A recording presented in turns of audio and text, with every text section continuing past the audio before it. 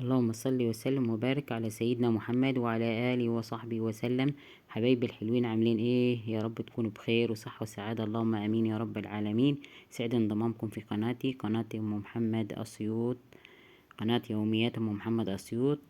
لايك ومشاهدة الفيديو. حبايبي الحلوين، ربنا يديمكم نعمة في حياتي، بحبكم في الله، ربنا يديمكم نعمة في حياتي، اللهم امين يا رب العالمين. يلا نسمي بسم الله ونصلي على الرسول ونبدأ فيديو النهاردة. فيديو النهاردة روتين جديد. يوم عند الخبيز. زي ما انتم شايفين هنربي الخميرة. واحدة طلبت مني، واحدة من المتابعين طلبت مني طريقة العيش الشمسي. هي من اسيوط برضي، يعني هي قالت لي ان انا من اسيوط. مكلماني على الكومنتات وبتقول لي انا عايزه طريقه العيش الشمسي من اول يعني من الخبيز، من اول الخميره لحد ايه خبيز العيش. فانا هقول لها الخميره دي بتتعمل بفص توم، يعني فص توم وثلاث حبايات فلفل اسود دولة. تجيبي الفص التوم والثلاث حبايات فلفل اسود، فص التوم يبقى صح زي ما هو، ثلاث حبايات فلفل اسود، وتروح ايه مربيه بيهم. تجيبي شويه دقيق قليلين كده بشويه ميه وتروح دافين كده، تروح مربيه اول يوم الخميره، تستنيها تاني يوم تشوفيها تطل عليها كده، تلقيها في نفس ميعاد اللي انت مربطيها، تطل عليها تلقيها خمرت. تروح ايه عيدها بشويه دقيق تاني وشويه ميه قليلين برضه، يعني لحد من اول ما تبقى قد الليمونه لحد ما تبقى قد البرتقانه الكبيره كده.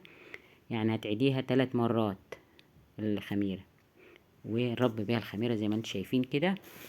الخميره اللي هي هنخبز عليها العيش. الوقت احنا ربيناها زي ما انتم شفتوا، وهنغطيها ونسيبها تخمر لحد الصبح. انا مربيها الساعه 11:30، يعني انا مربيها الساعه 11:30 بالليل. طبعا هغطيها بكيس وقماشة، وفوق القماشة ايه زي ما انتم شايفين كده حطيت صينية. وجينا الصبح حوالي الساعة 7:30 كده عجلنا العجين. معلش النور كان بيقطع وبينور الصبح، فانا ايه ما كنت عبارة اعمل بسرعة، فانا ما لحقتش اصور ان انا احط الخميرة وكده. طبعا انا هي خمرة الخميرة الصبح، فانا حطيتها بعد ما عجنت الدقيق. رحت حاطة ايه الخميرة، يعني ما تحطيش الدقيق، تعجن الاول الدقيق وتلتيه وبعدين تحط ايه الخميرة، وتظبط العجين كده على اساس ايه يبقى حلو، ولا تخين ولا طري، يعني ولا تعمليه طري ولا تخين، يعني يبقى وسط. العيش الشمسي هو كده زي ما انتم شايفين. انا هقطع العيش وهدبه. المجارة استدفلناها زي ما انتم شايفين، حاطين عليها الردة اللي هي النخالة اللي بتطلع من القمح. وهنقرص عليها العيش. زي ما انتم شايفين كده نقطع العيش. يعني انا عاملة كمية حلوة عيش زي ما انتم شايفين. انا قطعت يعني شوية منهم. جو يعني كان بيغيم اليوم ده، بيغيم ويفتح. النهاردة يوم 2/10، يعني العجين ده انا عجنت يوم 2/10، كانت الجو يعني الشمس كانت بتفتح وتغيم. فانا ايه كنت بقطع بسرعة لان كنت خايفة لحسن ايه مع الغيام وكده، كنت خايفة اتمطر، فكنت بقطع العيش يعني بسرعة. فانا ما صورتش من اول تقطيع العيش، قطعت نصه ودبيته، وباقي الكمية اهي بقطع فيها. انا حبيت اصور واوريكم ان انا بقطع العيش زي ما انتم شايفين. انا ما بحطش نخالة في قعر العيش، يعني في ناس بتقطع الرغيف وتروح حطاه في الدقيق وبعد كده تطلع تحطه على المجرسة. لا انا ما بعملش كده، انا بقطع الرغيف على طول على المجرسة. ليه؟ لان الدقيق بيبقى قاعد في قعر الرغيف، فانا ما بحبوش، ولا اولادي ما بيحبش ايه الدقيق اللي يبقى في قعر الرغيف.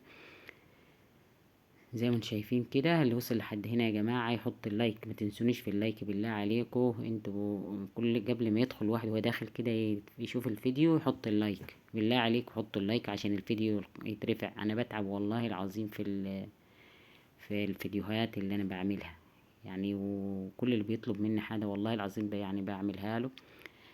واحدة متابعة طلبت مني العيش، وديني والله اضطريت خبزت وعملت عيش عشان ايه اوريها طريقة العيش وطريقة الخميرة. واحدة برضه متابعة عندي طلبت مني طريقة الخميرة، وانا قلت طريقة الخميرة وقلتها تاني دلوقتي برضه. فص توم و3 حبات فلفل اسود، وتربيها قد الليمونة يعني حتة صغيرة خالص. وتاني يوم تكبريها حتة برضه اكبر منها بشوية. تالت يوم برضه تكبريها كده تبقى قد البرتقانة الصغيرة كده يعني. بعد كده اول ما تعيديها 3 مرات تروحي مربية عليها عادي العيش عادي، تربي الخميرة، وتيجي تاني يوم الصبح تخبز عليها العيش عادي زي ما انت شايفة كده. طريقة سهلة وبسيطة يعني، اللي عايز يدربها يدربها ويقول لي نفعت ولا ما نفعتش معاه. بس هي والله العظيم هي الطريقة دي فص توم، بس الفص التوم يبقوا عصاحي، ما تدقوش ولا تقطعوش زي ما هو، فص التوم و3 حبات فلفل اسود. الوقت بندب العيش زي ما انتم شايفين. يا جماعة القماشة دي اللي انا بدب دي بيها دي قماشة طرحة نظيفة ومغسولة ونظيفة وحلوة يعني، بدب بيها العيش احسن ما بدب بالدقيق. انا ما بحبش افضلش دق. في ناس بتدب بالدقيق او كده، انا بفضل دب القماشة احسن. اليوم ده كان فيه دبان فظيع، اضطريت انا مع يعني وقفت فترة وانا نش الدبان من على العيش لحد العيش ما شد وقام للخمر، لو اضطريت اسيبه لان الدبان فظيع كان. وحد يقول لي الدبان في كل مكان يا جماعة، مش في عندنا بس، في كل مكان في دبان. طبعا هندب باقي كمية العيش ونحطه في الشمس. عشان ايه؟ انا بقطع في حتة ضلة عشان ايه مش هينفع اقدر ايه الشمس هي بتغيم وتفتح، بس انا قاعدة في ضرة بقطع العيش. وبعد ما اقطع العيش هطلعه ايه احطه في الشمس زي ما انتم شايفين كده. هندبناه اهو، ندب باقي العيش وبعد كده نحطه في الشمس.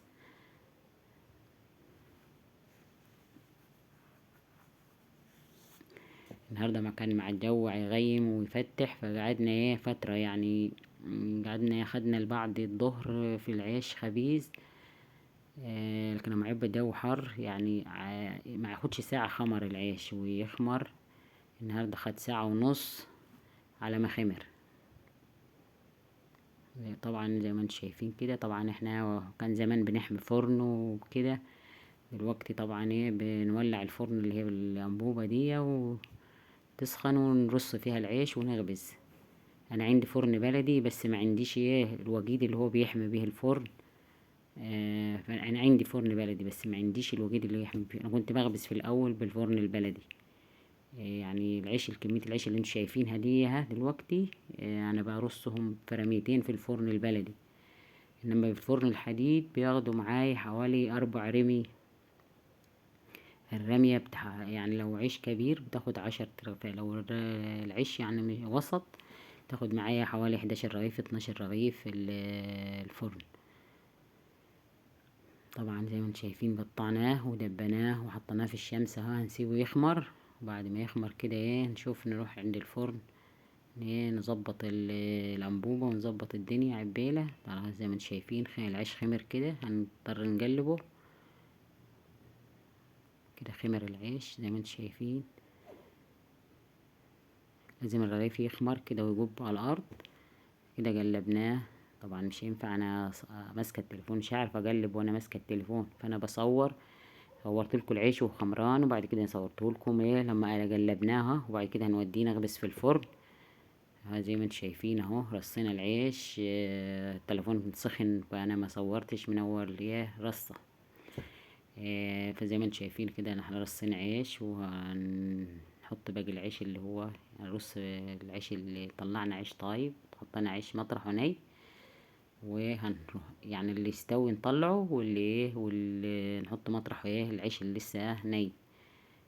وهكذا كده لحد ايه ما نخلص ايه العيش اللي احنا شفتوه كمية العيش اللي احنا خابزينها في الفرن. زي ما انتم شايفين كده الرمية شيء 3. حطوا اللايك بالله عليكم. شايلة 12 رغيف الفرن. طبعا ايه 12 رغيف بعد ما دايرته. شوفوا العيش طالع زي الورد، كيف زي الورد العيش، زي خدود زي الورد او زي التفاح. يعني حلو والله العظيم خالص وطري وقلبه حلو وابيض. طبعا رصينا باقي العيش زي ما انتم شايفين.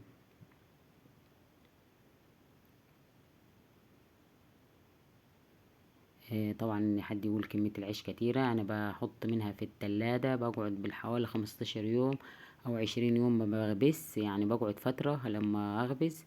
يعني انا العجنة الخبزة دي بتقعد معي فترة كبيرة على ما اخبز تاني. شوف العيش طالع زي الفل، كيف زي الورد. انا عاملاه مدوراه زي ما انتم شايفين انتوا تدوروه بعودة ب... انا ما بعملش بموس ولا بتاع، عودة بوصة من البوص اللي بتاع الذرة ده. تجيب عودة كده وتعمليها، تقطعيها وتغسليها وتنضفيها وتبزي بيها، احسن من الموس واحسن من بتاع. انا ما بحبش افضلش الموس خالص. عود، عود من عود البوص بتاع بوص الذرة، تقطعيه وتغسليه وتبزي بيه. هو طبعا نظيف لان هو الكعب البوص مغلف بورقة، فانت هتحش الورقة بتاعته، تقطع عود منها وتبز بيها العيش اللي انت عايزاه. واللي ما عندوش عود بوصة يبز براحته، عايز عود، عايز موس زي ما في ناس بتبز، بشوف ناس كتيرة بتبز بموس. كل حي يعني براحته. لكن انا افضل زي ما انا قلتلكوا عودة من عودة البوصة، ببز بيها العيش زي ما انتم شايفين. العيش طالع زي الورد. اللي وصل لحد هنا يا جماعة يحط اللايك ويشترك في القناة ويفعل زر الجرس عشان يوصله كل جديد مني.